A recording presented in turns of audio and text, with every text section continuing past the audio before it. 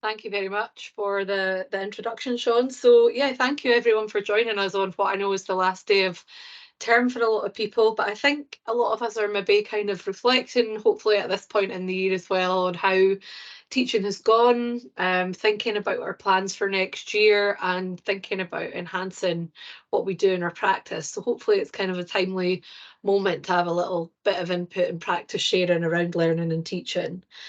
So my name is Christine. I'm a lecturer and programme leader in criminology at Edinburgh Napier University, and I'm presenting with my colleague Jackie Brodie on some research and evaluation that we did on a suite of mini projects that took place across the university. And we built on that evaluation to develop this idea around authentic belonging and how that can be enhanced. And what I'm going to do today is try to apply some of that and I guess, kind of start some thinking about how that might work in the context of criminology. So we're going to be focusing particularly on what community and belonging at university mean to our students and to yours, and how they can be enhanced, particularly as we're moving out of this pandemic period and that period of rapid change, settling back into face-to-face full teaching finally. And we're going to be sharing a little bit more about the model and ideas that we've developed and focusing on how that can be applied within criminology. So it's worth beginning by thinking a little bit about what community and belonging mean, how have those terms typically been defined? And I think belonging has been conceptualised in higher education in a number of different ways. So it's been considered as a dynamic process that is kind of changing across the university experience. So belonging isn't necessarily something that is fixed, that's a state that students achieve, and then that's it, they belong for the rest of their degree. Something that changes over time and is often highly relational. Other studies have built on that idea or developed that idea to suggest that belonging is also very strongly related to identity. And there's something around this idea of learning to be someone who belongs in higher education and who envisages themselves as part of this community and network within their institution and their programme. Other frameworks have suggest that belonging is about needs, and it's about this idea of kind of meeting support needs through interactions, and that students will feel they belong when they have those meaningful interactions that meet those needs. And a lot of this work has developed from Tinto's integration model, which really sees belonging as occurring across multiple domains. So both academic and social. And Tinto links that idea quite strongly to retention. So there's a sense from a lot of this literature that if students can be helped to feel that they belong, if they do feel that they belong, they're less likely to make decisions to withdraw from their programme of studies. And I think across the sector right now, a lot of us are thinking about student retention and how we support that. A bit like belonging, this idea of community and what community is in higher education has changed over time and is a kind of evolving concept. And it's really difficult to pin down a fixed definition of what community is. And actually, a lot of the research that exists tells us students find communities in lots of different contexts in the university. It might be within their programme, it might be extracurricular, it might be through students that they live with. There's lots of different networks and communities that students might belong to. I think what's also interesting that's coming out of the research here is a push to maybe reconsider and reframe these concepts more recently. So there's some really interesting work that's emerged, kind of challenging that concept of belonging and saying, is the word belonging the right one? Some studies or researchers have argued maybe that term belonging is too homogenizing and it's kind of pushing something down onto students that they might not necessarily want. And Karen Gravitt's work is notable here. The paper reference here suggests that we might need to reframe that idea of belonging and again look at it through a relational lens, but maybe consider other ideas like mattering. And students mattering to one another and feeling that they matter within an institution as being more influential there. I'm going to pass over to Jackie now, who's going to talk a little bit about, I guess, the catalyst for the work that we did and focus specifically on belonging in the context of our institution and sector level and the importance placed on that, and also a little bit about how the pandemic has affected things. Okay, thank you so much, Christine. It's just really lovely to see everyone here today and just share some of our findings with you. So as Christine notes, trying to conceptualise community and belonging can be a real considerable challenge, especially since it can change over time for individuals and communities. But let me just offer some reflection on why Christine and myself decided to focus our research on community and belonging in HE, and also why we would encourage you to start to look at the data yourself and hear staff student perspectives on this in your own institution and departments, really to support your thinking about practical steps you can take to enhance the situation in this area. So I think the first thing that really triggered our interest in community and belonging in our institution was the results of the related question to this in the National Student Survey. So you can see on the slide the National Student Survey results for Edinburgh Napier spanning 5 years.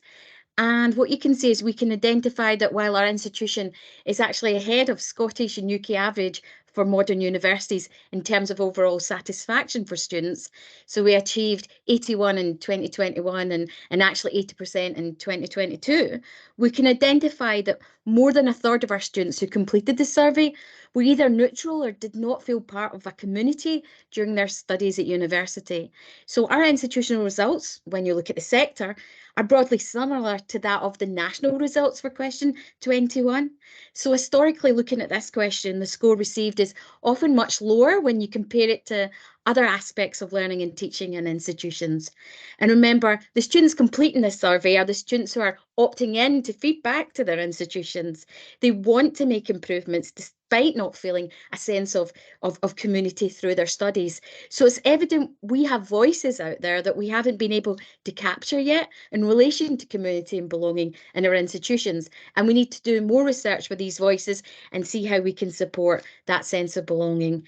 So this continual trend of comparatively low scores in the NSS survey has meant that enhancing belonging in the community has become an area of real thematic priority for relevant quality enhancement organisations. And I'll just name two of them, Advanced HE and QEE Scotland. And it's also an institutional level as well for programme teams, such as Christine's Criminology teaching team, to look at this score and see what they can do to improve it. So what we really need to do is to think about it, but also be aware of, as Christine said, the previous research.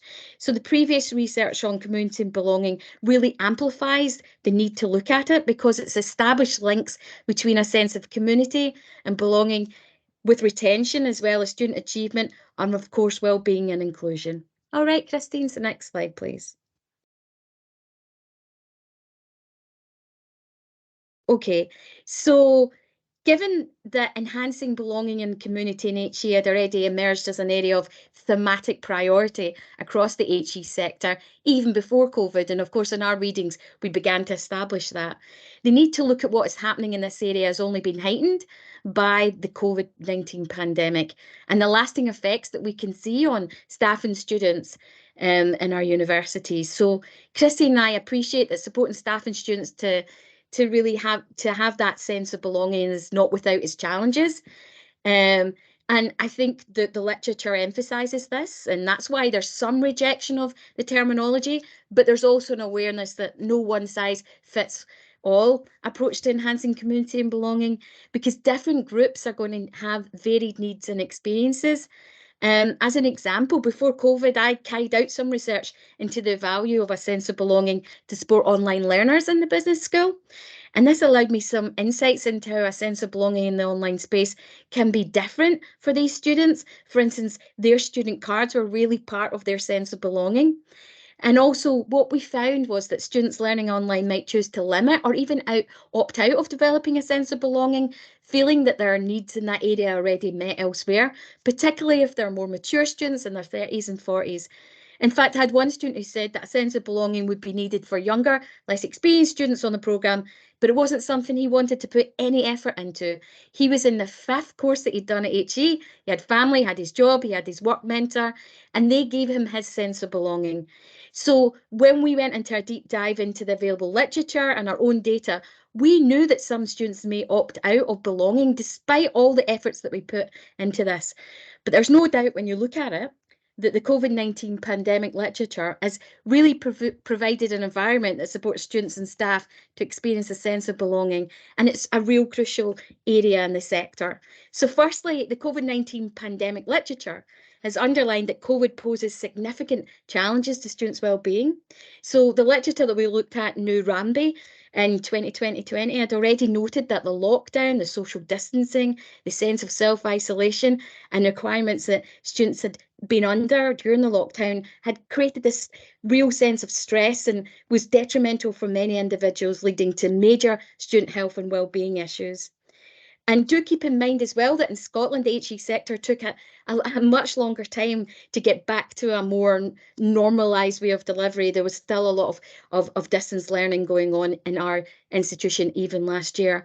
So Scholars in 2021 also agreed, noting the nature of belonging in HE has been further impacted by the COVID-19 pandemic, where the shift to online learning has really changed that landscape for some of our HE communities and diminished that sense of belonging. So what we found when we looked at the literature during the height of the COVID pandemic, but what was recognised was that peer support was seen by students and staff as being extremely valuable, both for the emotional well-being and the practical support through that self-isolation. And GoPlan also argues that it also served as a sort of a buffer to a growing sense of anxiety felt by many. So in the COVID HE literature, you know, there really is a significant call to action, as noted by Pisanto, that who says that as the post-pandemic academic world, you know, as it's attempting to rebuild itself, we need to get serious about communicating key concepts such as diversity, inclusion, and belonging, which I know are important in criminology. So for me, it really is about being active in that space so we can have that conversation and contest the notion of belonging and community. But also we need to act. We need to help support our networks for students and staff for this to be successful. So what I'm going to do now is I'm going to hand back to Christine to continue that much deeper dive into community and belonging in the context of criminology. And then also she'll try and relate that to our research findings and our authentic model. So over to you, Christine. Thank you, Jackie. So Jackie's summarised quite nicely, I guess, where we're at the sort of sector level in terms of community and belonging and where we are with research as well. So it's fair to say there's a fair amount of academic research and there's been sector level interest in this for quite some time, and I think that's had a bit of a revival post-pandemic. And it's interesting to see that hasn't necessarily kind of followed in criminology. So there is some existing research on community and belonging that explores that concept with a sample of students who are maybe studying criminology or criminology and criminology or a criminal justice programme of study. But much of it isn't really focused at a disciplinary level. So, for example, I've mentioned Maunder's research here. That study looks at students' social relationships at university and how that relates to their broader attachment and feeling of belonging within the institution. And Maunder found that students with that strong attachment to their peers also felt strong attachment to the institution and a sense of belonging.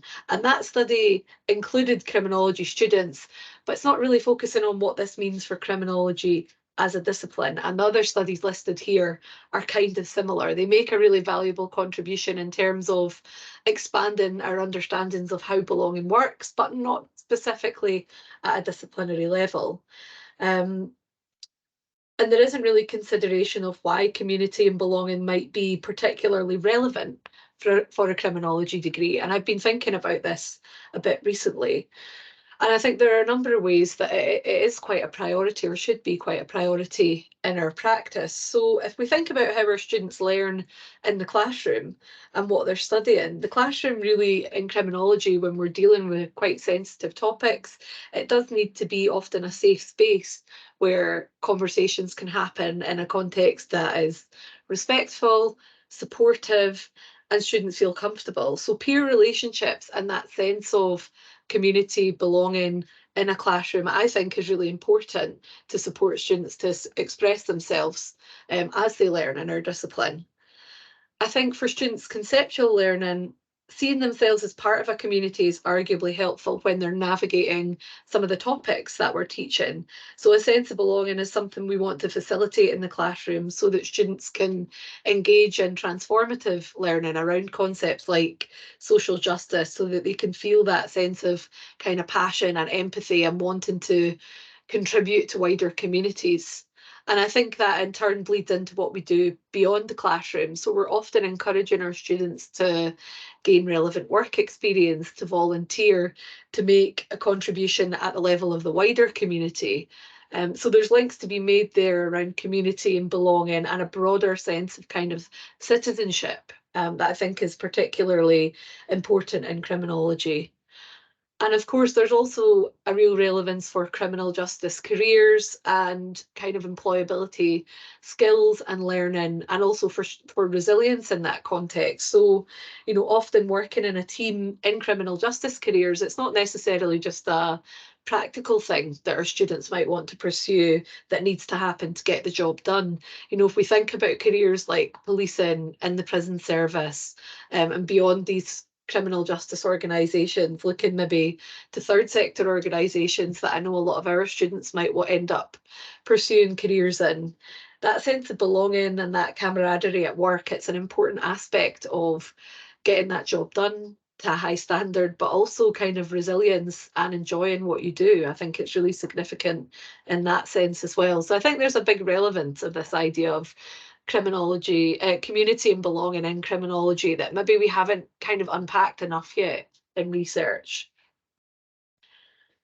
So what did we actually do? Kind of get into the heart of the study that Jackie and I have conducted. We know these are tricky issues conceptually and in practice, and our institution looked at what could be done to nurture communities and enhance belonging. So in Scotland, there are the QA enhancement themes, which are they run for 3 years at a time, and it provides a kind of catalyst to explore and innovate across the sector, and aims to make a particular topic a sector-wide strategic priority by providing support and collaboration.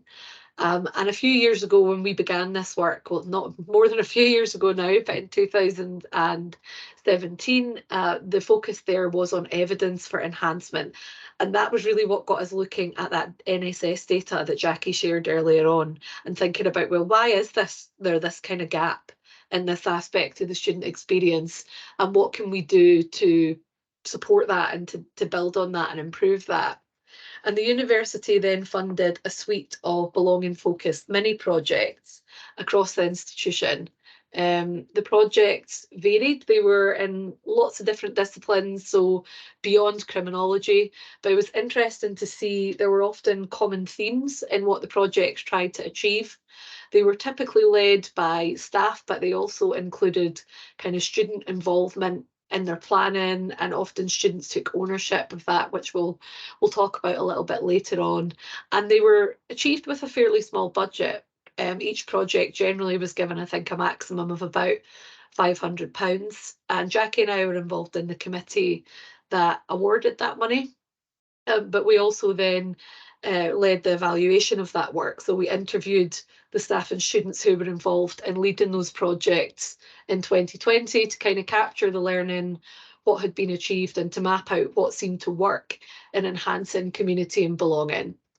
And this is an overview of the project here, and we can maybe, if anybody has particular questions about them, we can come back to that later on because I'm aware of the time. But it's worth noting that, yeah, there were common themes in what the project focused on. So there were some, for example, that looked at particular student populations that might be marginalised, so men in nursing, BAME students in law. Some focused on physical space. So we had the graphic design reading room. We had one that was kind of focused on creating digital support and resources for students in labs that built community and belonging.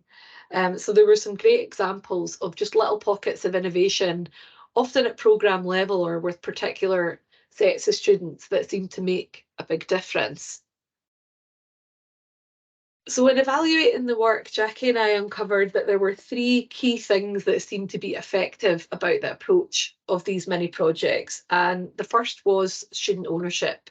It was seen as really important in this context that where something was being put in place, where an intervention and innovation was happening to build community and support that sense of belonging, that these should ideally be student-led and should involve students in shaping the approach. That had a number of benefits. It encouraged other students to get involved if it's something that their peers are doing rather than us kind of imposing that on them. And it also helped to ensure the kind of longevity of communities. So there would be a handover, you know, if staff weren't involved anymore, there was kind of handover between student cohorts as well. The staff role then, it was seen among the people that we spoke to involved in putting together the mini projects, there was a unanimous agreement that their role was not to kind of impose a community on students, but it was about this almost like a garden and a nurturing process to create opportunities and an environment for that community to flourish. And something else that seemed to really be effective here was the relatively small scale development of those projects. The projects, as I said, were carried out with a budget of around £500. So it was a really minimal investment really from the university in terms of what was provided there. But that was seen to be key to their success. They worked because they weren't hampered by the constraints of, you know, really big budgets, really big project teams that span the whole institution. They were kept kind of tight and focused and involved with the student cohort that they were aiming to benefit. And that seemed to be really helpful there. And what seemed to be, for us, the thread running through all these insights into what's effective is this idea of what we see as authenticity. So the participants stress that communities can't be manufactured, they can't be imposed on the students. I really like this analogy again about the kind of gardening process. You know, you can't cultivate a community and force students to engage in it in the way that you want. It needs to stem from something that the students believe in and that you believe in. It needs to be something that is perceived as genuine. And this was something that we felt was really achieved through these mini projects. It was something that the framework of those really allowed to work. Now, as a concept, that idea of authenticity, when we talk about authentic learning, we often talk about authentic assessment and the idea that our assessment should kind of mirror real life context. But more broadly, authenticity has been defined as aligning university teaching and learning more substantially with the way learning is achieved in real life settings. And I think when we think back to some of the links between criminology as a discipline and community and belonging, that rings true with a lot of the points raised there about social justice, about employability, all these kind of things make community and belonging really important in the context of our discipline. There has been some work to develop this idea conceptually, again, within criminology. So I mentioned Karen Gravitt's work there, and I think this is really the idea that we're drawing on here. When we're talking about authenticity, we're using the term to denote experiences and relationships and interactions that hold a depth of meaning and connection for the students, aligning with that idea of these authentic relational pedagogies and focusing more on relationships and interactions. And I think what we were talking about here and what the projects tended to talk about particularly were relationships from student to student. So that seemed to be what the students were really interested in developing, was relationships with their peers. Gravitt's work talks a lot about relationships with staff, but we also saw that this idea of authenticity rings true when we're talking about student to student peer relationships. And it really mirrors this idea again of belonging not being something that's imposed in a homogenising way.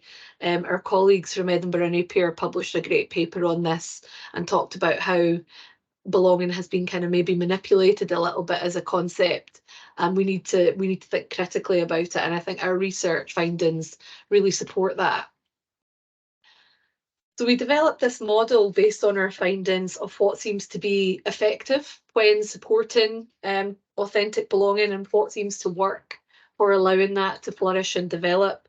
And what we've really seen is that there's a need for enhancement here to be facilitated from a bottom-up approach to develop activities from the level of the student cohort and the level of the programme that really support and speak to their needs.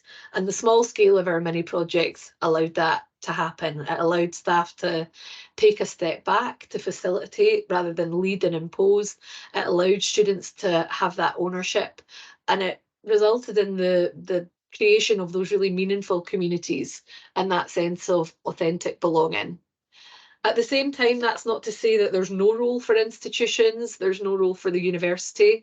I think there is a need for institutions to strategically prioritise and invest in belonging enhancement and support staff to do that through staff time, through small pots of funding, and through allowing projects to develop in a way that isn't restricted, that allows them to really be shaped for the needs of a given student cohort. I wanted to finish up by sharing some of our kind of top tips in relation to our 3 key themes around what works. So these are some practical suggestions, and Jackie and I are working currently on a paper related to this, and some of this is also going to be published in an ebook soon as well, and we've got paper out about it, so I'll share references at the end here. But we wanted to leave everyone with practical tips for enhancement, and again, think about specifically what those might mean in criminology. So when we think about what we can do to support student ownership in criminology, for example, it might be about developing a criminology society that takes the lead in organising social activities and extracurricular activities that allows that student ownership of their communities.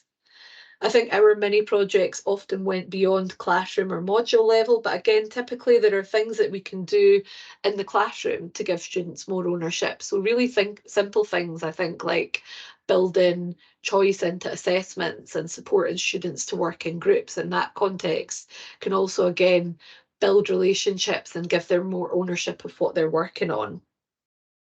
And as we said, the role of staff is really ideally facilitation, but there are things that we can do to identify opportunities for students to come together.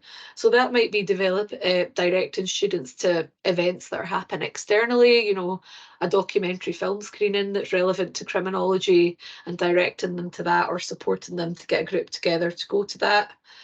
Or identifying opportunities in the curriculum, whether there are chances for peer learning, for example, for feedback or reflective assessments.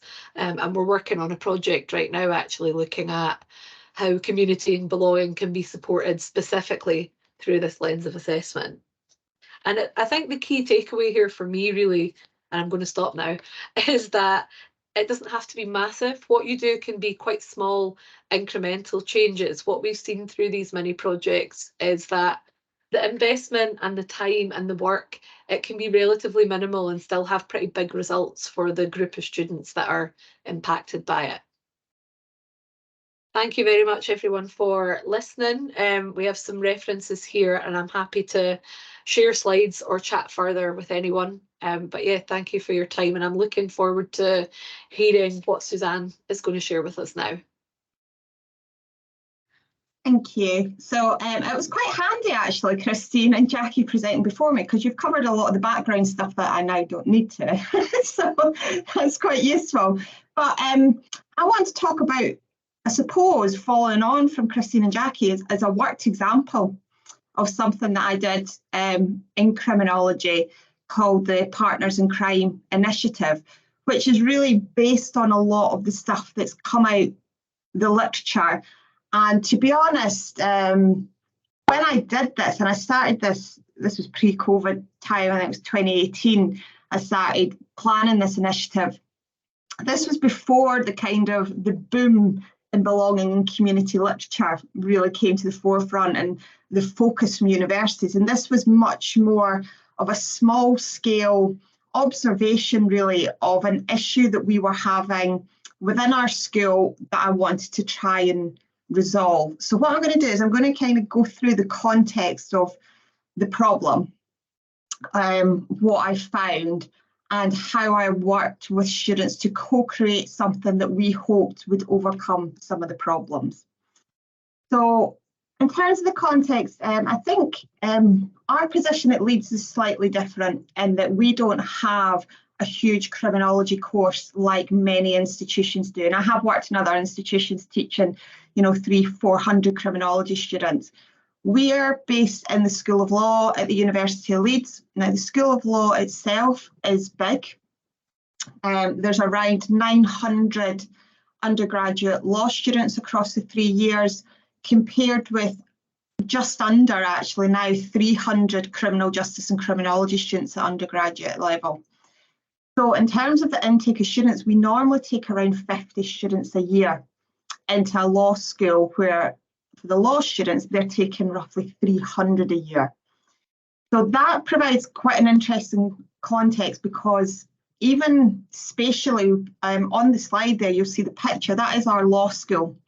It's a separate building. It is on campus, but it's a separate building that is called the School of Law. But within that School of Law, predominantly staff and students are law, not criminology, not criminal justice. As a result of that, we used to get a lot of students coming to us saying that as criminology students, they felt quite marginalised in a school that was dominated by law and LLB. They felt that a lot of the focus, the attention of events, it was often law students, and they didn't feel that they fitted in as criminology students. They'd come in from different backgrounds, they'd come in with different aspirations. They weren't there to become lawyers. They felt that a lot of the messaging that came through from the school was very focused on law. As a result, they felt quite overlooked. We had students reporting that many of the kind of school level emails went out, the criminology students wouldn't even read them because they said law on them, and they said we are not law students. They very much identified as they were criminology students. And even though we saw them as part of the School of Law, even the terminology itself was actually making them feel overlooked, as if they weren't really the focus of the school. This led to kind of students feeling more segregated and feeling that actually they didn't belong in the school with the law students, that they were kind of sidelined a lot of the time. And this was really hard thing to address, actually, because from our point of view as staff, we saw the criminology students, and still do see the criminology students, as part of the school. We have the Centre for Criminal Justice Studies, we have a booming undergraduate and master's programme, but they didn't see themselves as part of it. So the challenge I had at the time as programme leader was, how can we make our criminology students feel that they are part of our school and that they are valued? So what we do know is that, sorry, I should have popped that up earlier. What we do know is that peer networks, as Christine and Jackie mentioned, are really important. Now, I have problems with the term belonging. I don't have time today to go into my critical thinking of belonging. I think for me, it was about students feeling that they were part of something bigger, that they felt that they deserved to be there and that they mattered, that we cared as a school, that they were there and that they didn't feel overlooked. And we know from the literature that promoting this sense of being part of something and mattering can really have a huge beneficial impact on developing students' confidence as learners, and developing students' motivation to study, but also developing their confidence and motivation to be part of the school and to be part of the learning community, but also the extracurricular activities that we put on as well. That they would feel that they could go to the school if they needed help and support, that it didn't matter that they weren't doing a law degree, they were still very much a valued member of the school. So a lot of work that's done on belonging and community, however you want to see it, is often institutional level, or it's often done in terms of looking at particular demographics of students. And we've seen that at Leeds. And we've got some wonderful initiatives, for instance, for mature students, for underrepresented groups. forbidden students, and so forth. But we also know that actually creating that sense of identity within your course is really, really important, that localised belonging, that even if you don't feel part of the big institution, you can feel very much a valued member of your localised course or your school. And I think that is important at somewhere like Leeds, because Leeds is a huge university with 30,000 students on it. And you're talking a criminology course that's maybe got 50 a year. They can feel very small fish in a huge ocean sort of thing. So we also know, as Christine noted at the end there, about the importance of authentic belonging. And what this means is that it shouldn't be tokenistic, that we shouldn't just introduce something to make it look like we're doing something. That it should come from the ground up, that it should come from students and what they want and what's going to benefit them and what they feel is going to help them feel part of their curriculum or feel part of their team of learners. So what could we do? Well, I met with some second and final year students just for informal conversations, really, over a cup of coffee, and I said, right, you know, you're saying that you don't feel part of the school, you're saying you feel marginalised and sidelined. What do you want? What can we do to help? We knew that previous interventions, so to speak, whereby we had tried kind of school level things that included criminology students hadn't worked. And I don't have time to go into the failures of them today, but ultimately it made matters worse. So when we had school level events with criminology and law students, the law students still dominated them, and the criminology students actually felt worse as a result. So we knew that just trying to fit in with a wider community wouldn't work, that we needed to do something that was very specific for the criminology students. And the one thing that they said was, because there's such a small cohort, they would really like to get to know people in the other year groups. And this really came through from our final year students who'd done a year abroad or who'd done a year in placement, that when they came back, they didn't know anybody on the course.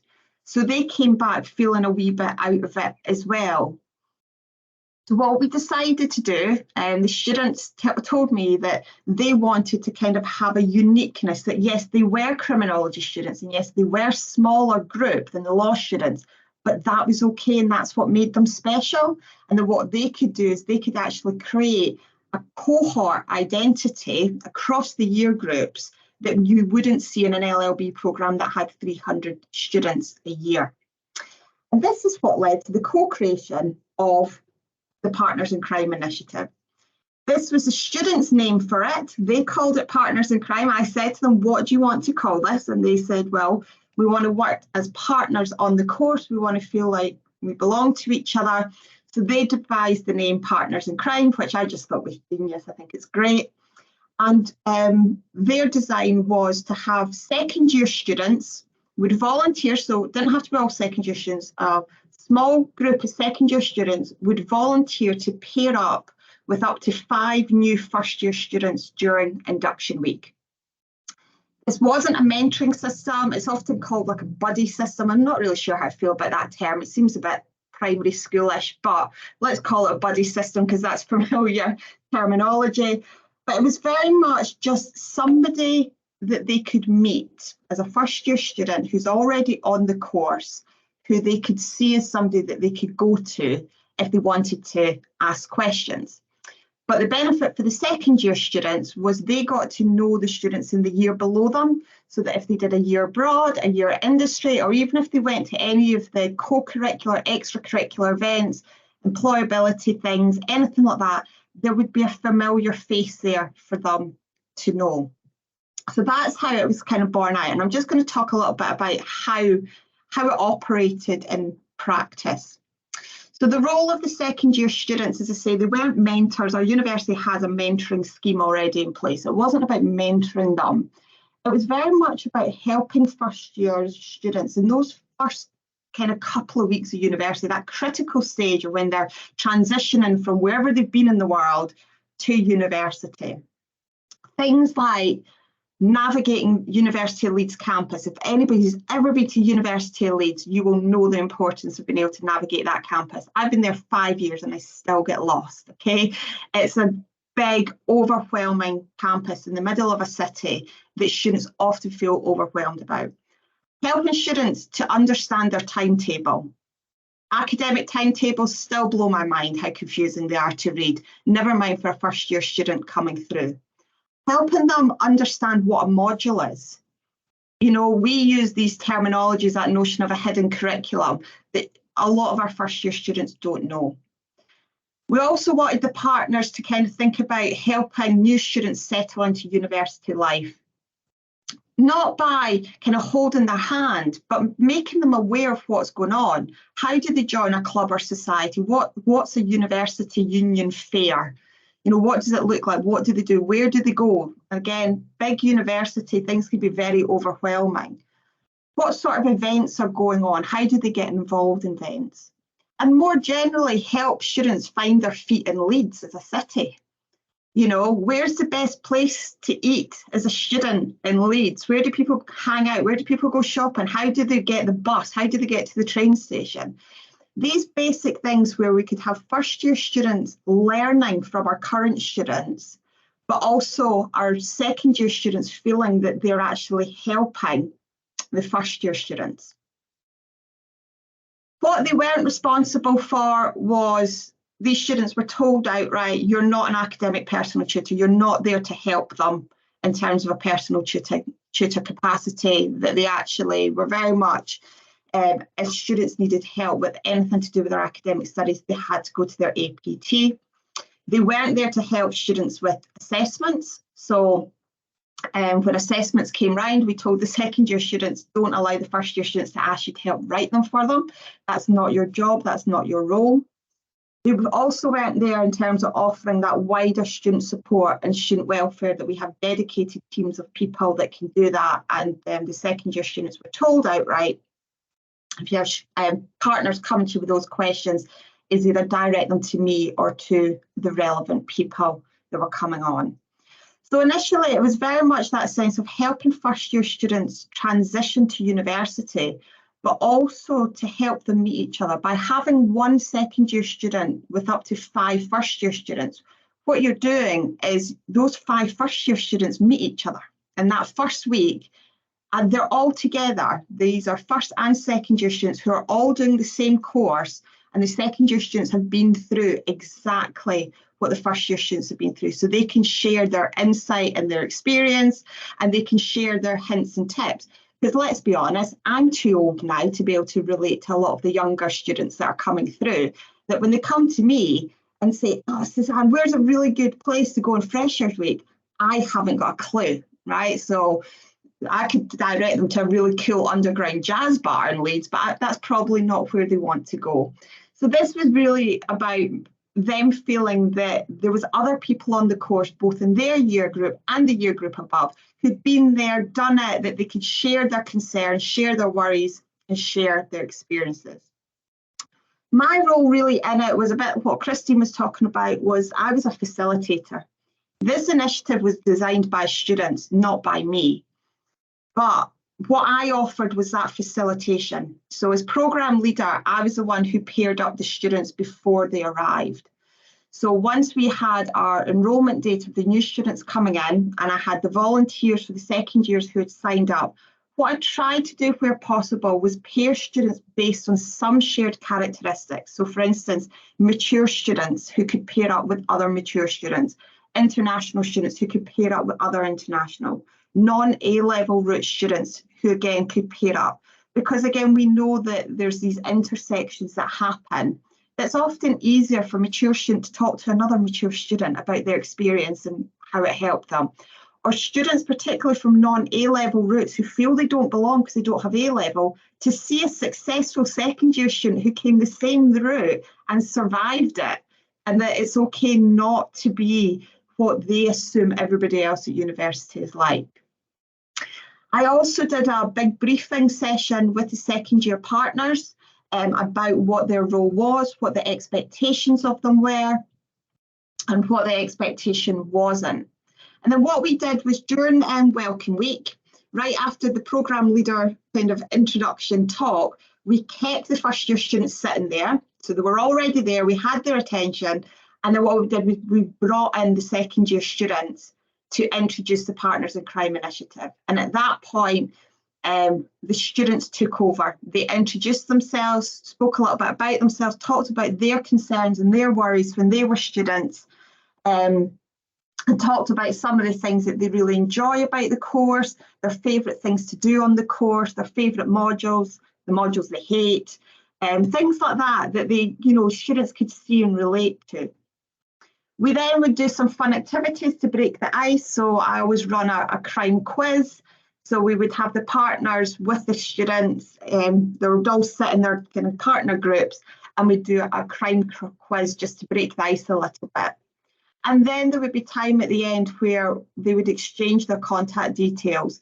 And what I always asked them to do was arrange a couple of things. So I would ask the partners to arrange when they're going to show them around campus, and look through their timetables with them and help them navigate that.